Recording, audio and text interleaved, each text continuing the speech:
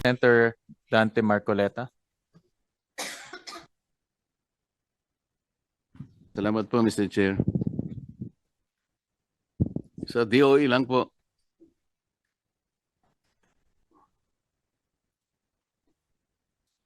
Mr. Chair, siya ngayon po ang presyo ng diesel is 120.95 average po. From 55 pesos pre-crisis level. Ibig sabihin tumaas po ng 120%. Bakit po kaya?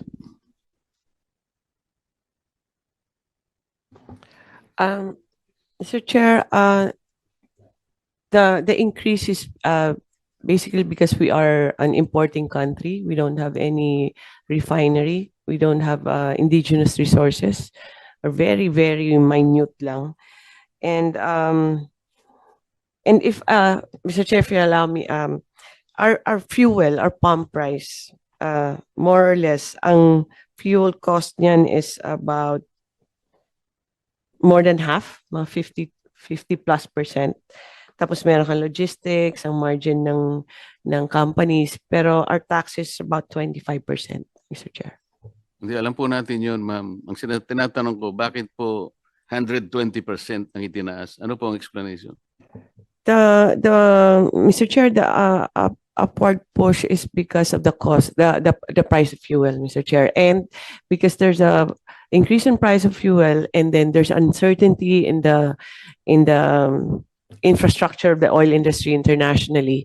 Yung logistics tumaas, tapos yung insurance tumaas na rin kasi natatakot na rin silang magpagamit ng vessel nila or crossing that traversing, no? So tumaas lahat. That's a component, all the logistics, insurance, mga lahat po, Mr. Chair. Did the government initiate an inquiry, for example, from the players, oil players, kung yung 120% is reasonable?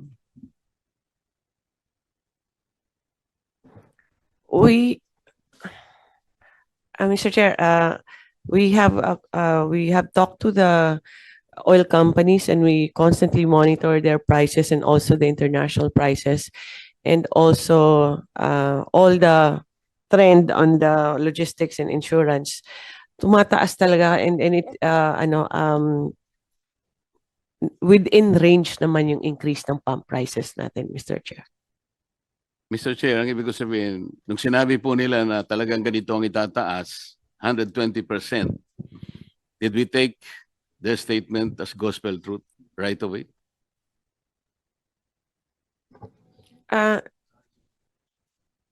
Mr. Chair, how it is it's a deregulated industry. So ang monitoring ng DOE lang yung ginagawa niya on checking what their prices as. Yes, sir. It is within the range na kinakalculate din ng DOE, Mr. Chair. Mr. Chair, kasi po, ang alam ko, ang pinakamalaking refinery sa buong mundo, yung Rotterdam refineries.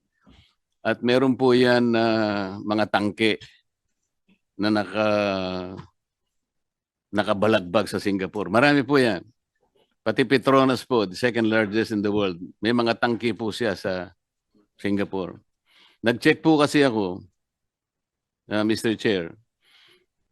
Halimbawa po, yung sa Rotterdam Refinery, kung halimbawa FOB price po, $570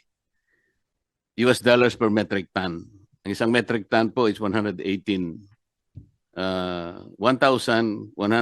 liters. So kinuwento ko po yon, kasama na po yung itinatawag silang MAPS, yung means of Platts Singapore, which is $1.71. Yung 15 po, ito yung transport, ano? I-multiply natin ng 60 pesos, ito po yung peso to $1 dollar. At dinivide ko ng 1,180 para po makuha natin yung landed cost. Alam po niyo, it's only $29 at 29 pesos 83 centavos.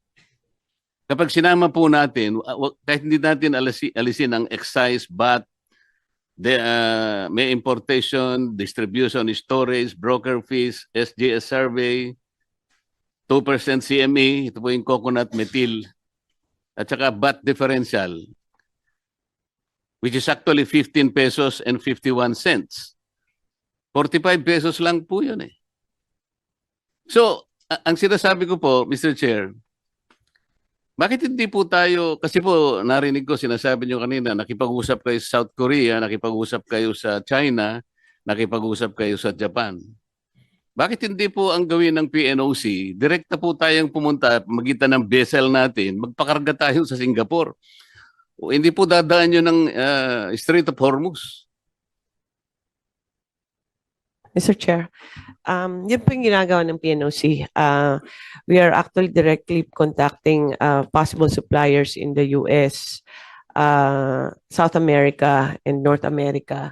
Lahat po, in-explore naman yan eh. But on average talaga na, ang gusto namin mag-diversify para hindi lang galing dito sa Middle East yung source natin. Pero ang isang issue din na why there's a limitation on the US source or on the other side, medyo 30, 45 days kasi yung delivery. So may mga logistical. But based on what are the offers to us, kasi fina-farm out yun yung offer ng PNOC, ang mga presyo, Mr. Chair, abot ng mga $200 per barrel. Madabag sinasabi ko po, ay yung mga tangke na nandun sa Singapore. Dalawang malalaking refinery sa mundo, Rotterdam Refinery at saka yung Petronas ng Malaysia. Pareho po silang may tangke.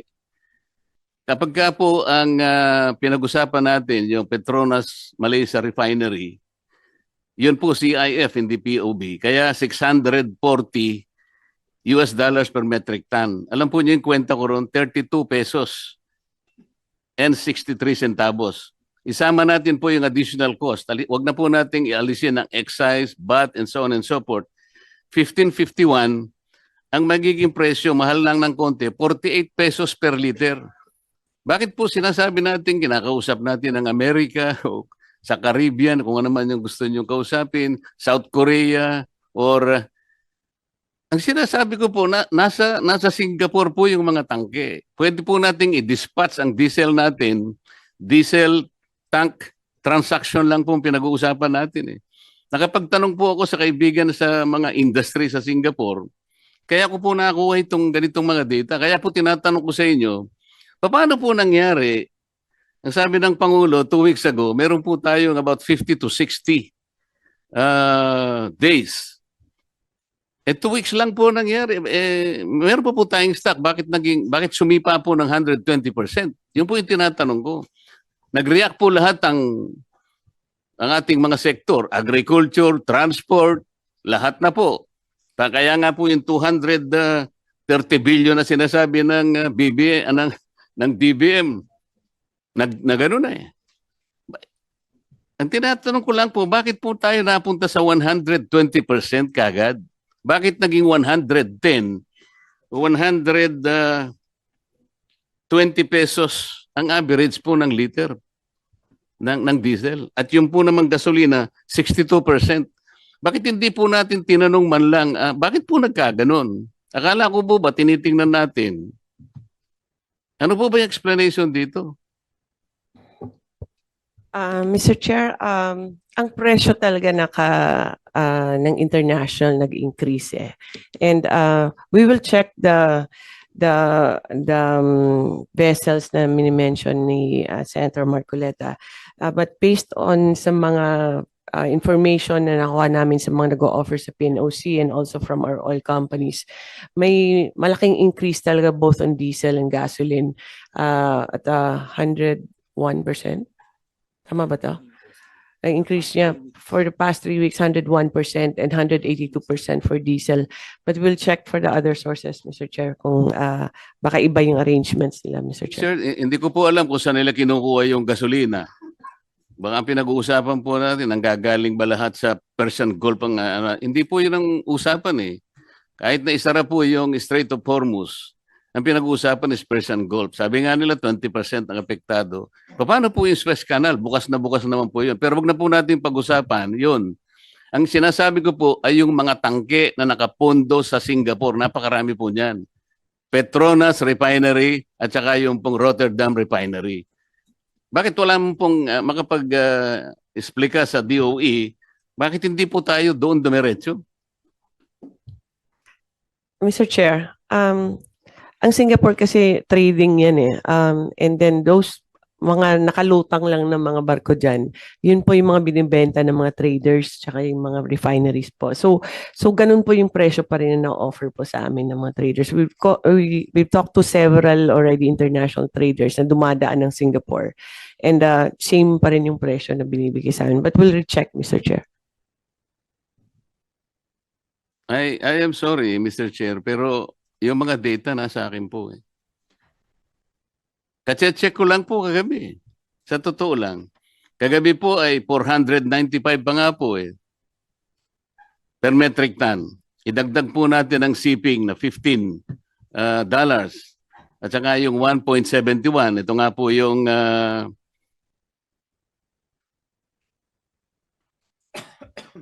yung gross margin po eh. 8 pesos and 46 centavos. May margin pa nga po eh. Dito po sa Rotterdam Refinery, ang margin is 4 pesos and 64 cents. Pagka sa Petronas naman po, ayun, halos may konti pa rin kita. 1 peso and 85 cents. Pero hindi, nakakapagtaka, bakit po sumipa ng 110 to 130 pesos per liter?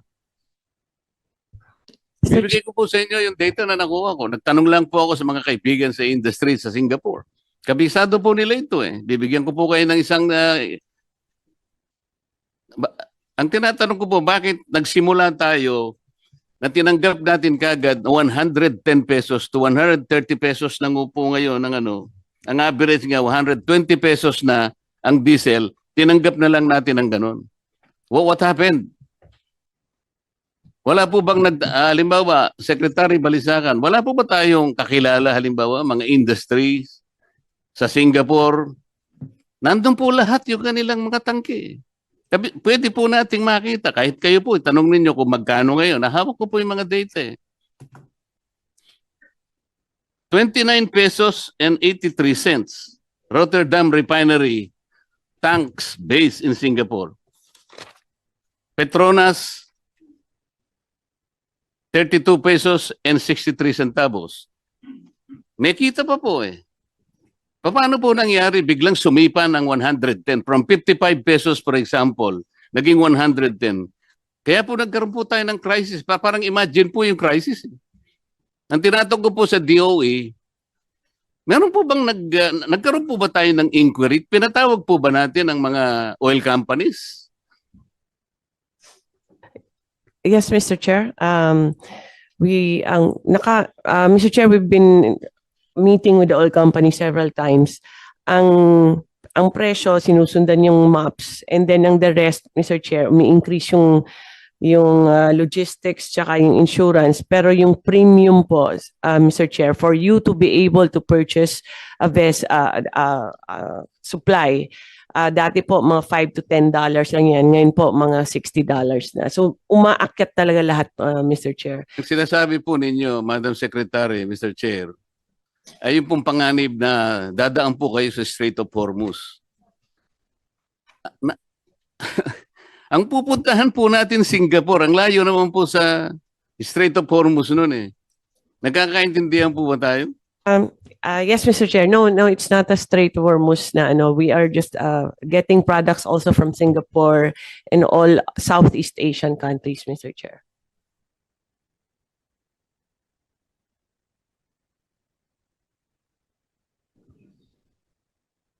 Mr. Chair, ang aking gustong i-discuss, at alam ko ito po ang naintindihan naman ng DOE. Ito po dahil sinasabi natin may crisis na, tank to vessel procedure na po ang pinag-uusapan natin. Yung ating pong, ang ating vessel, siya na po yung lalapit doon sa tangke sa Singapore. Hindi po ba nyo alam mga procedures? Nasa akin yung procedures, nakuha ko kung paano po natin mapapadali ito eh. Ayun po yung FOB price, $570 per metric tons. Rotterdam Refinery, tanks based in Singapore.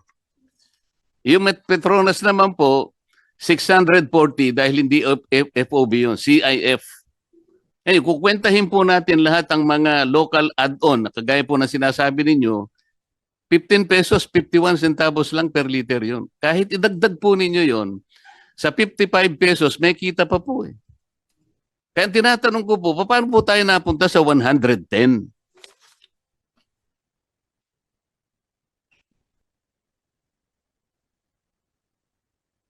Mr. Chair, um, we will recheck the data and will if we can get the data from the good senator also. But ang lahat po na orders, halos marami po na orders, gumagaling talaga ng Singapore kasi yun isa sa mga pinakamalaking trading company. But in our computations, talagang ganun po yung presyo. Kasi kahit kunin mo doon, mahihirapan ka rin maghanap ng sarili mong vessel kasi nag-aagawan ngayon. And then the vessel is more expensive now. The premium of the insurance is really, really very expensive. And there's a premium for you to be able to buy, which is from $5 became $60. So lahat po na component nandiyan yan. Hindi po ganun kadali na papadala lang ng vessel because we don't have any vessels actually to send to them because it's very difficult now. Pero Mr. Chair, I'll direct our team that are doing the purchasing and check the Rotterdam supply in Singapore, Mr. Chair. Sir Chair, sino po ba nagsabing napakahirap pumanap ng vessel? Sino po nagsabi sa inyo? Sino ang nag-advise sa inyo?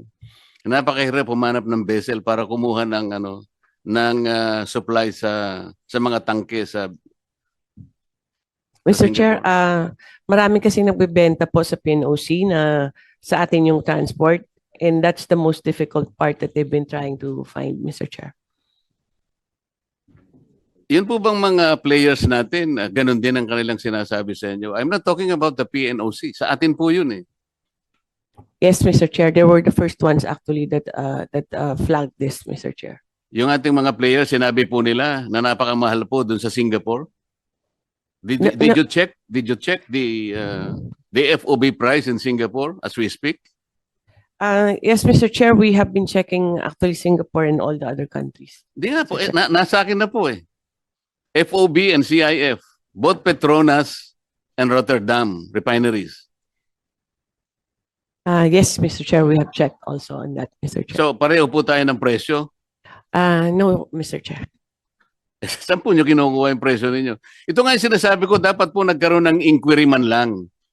Kung halimbawa, sinabi ng mga players ganito, kaya nga tanong ko po, did we take those as gospel truth?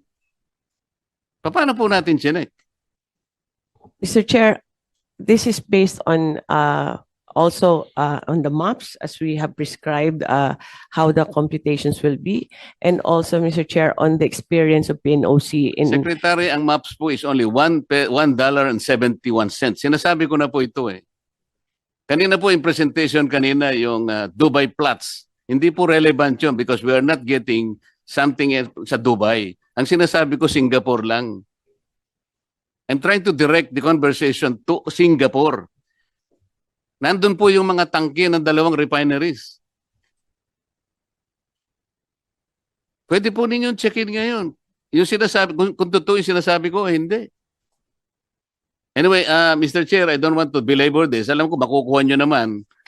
Mamaya, bibigay ko po yung data ko sa inyo para lang matapos tayo. Gusto ko lang po magtanong kay Secretary Kakdak. Secretary, tungkol po doon sa pinag-usapan natin, I think that was about 10 days ago, nung tumawag sa akin ng Secretary ng Bahrain, was the ambassador at saka yung labat, dahil nagkaroon po yata ng kung hindi, parang miscommunication, nung inyo pong interview sa DCMM yata, nasabi ninyo na ang ibinibigay doon sa mga distress na OFWs doon sa Bahrain is $200 po ang nasabi ninyo. Ngayon po, medyo nagkagulo po, pumunta sa embassy yung mga na-distress nating o displaced nating mga manggagawa, ang binibigay pala is only 20 dinars, katumbas lang ng about $50 to $53. Kaya nagkagulo po, sa akin po tumawag yung ambassador. Hindi ko po alam kung bakit niya nakuha yung number ko. Alas 10 ng gabi sa atin, alas 5 ng hapon sa kanila. Kaya mabuti naman, nakausap po kayo, nasa airport pala kayo noon, Hindi nyo naman ako binalikan. Ano po bang nangyari doon? Naayos po ba yun? Kasi ang Opo. pagkakaalam ko, tinanggal pa yata yung labat. Nag-report lang pero siya pa ang tinanggal. Totoo po ba yun? Yes, that same night po, Mr. Senator, nag-Zoom Philcom po kami at doon na paliwanag na una, talagang 20 BD yung binigay nung araw na yon at pangalawa, rinirepaso po yung rates at yun po yung sinasagawa namin ngayon.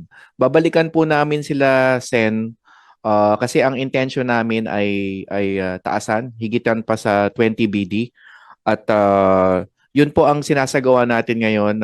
Babalikan natin sila. In the meantime, nagbukas na po yung ating repatriation effort out of Bahrain.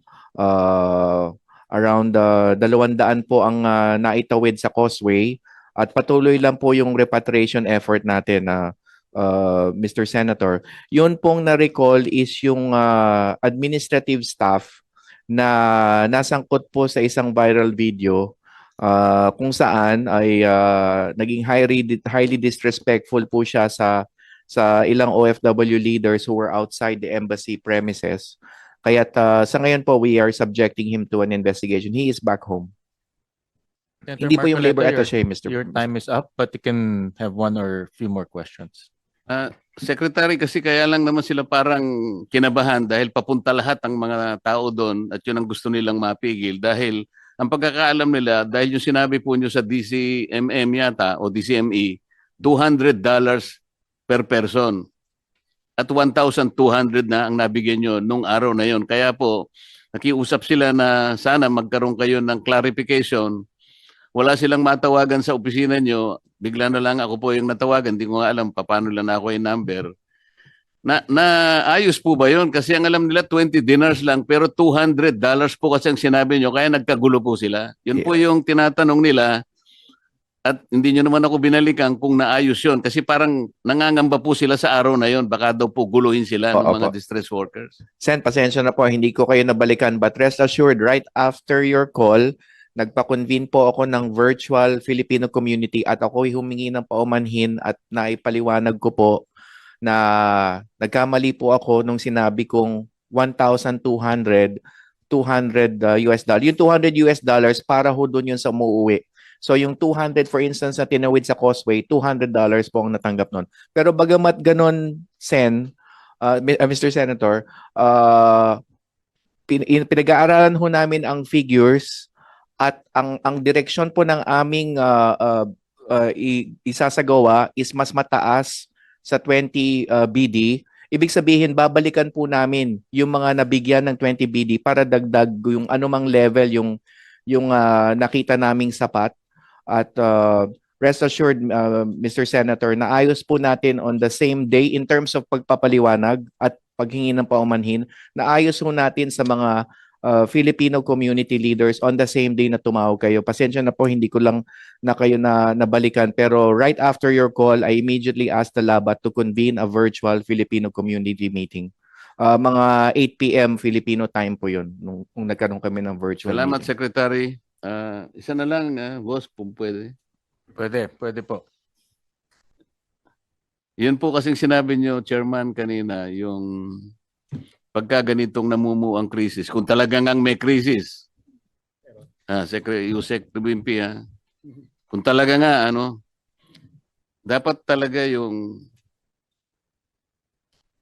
lahat ng agency merong isang contingency plan, comprehensive.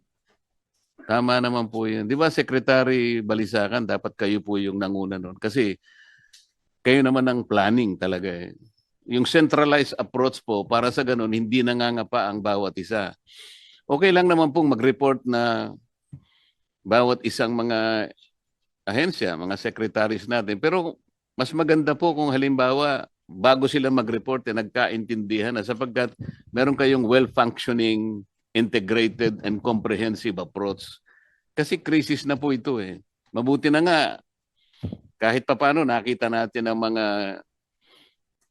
department secretaries na adept naman sila under the circumstances. Lalo na po yung aking kaibigan na Rex Gatchalian na medyo tumaba po ngayon. Hindi ko nga alam bakit tumaba ka naman ng ganyan. Paano ka pa makakapag-asawa pag ganyan? Salamat po. Kapatid niyo po yata siya. Salamat po. Maraming salamat sa Senator Marcoleta for those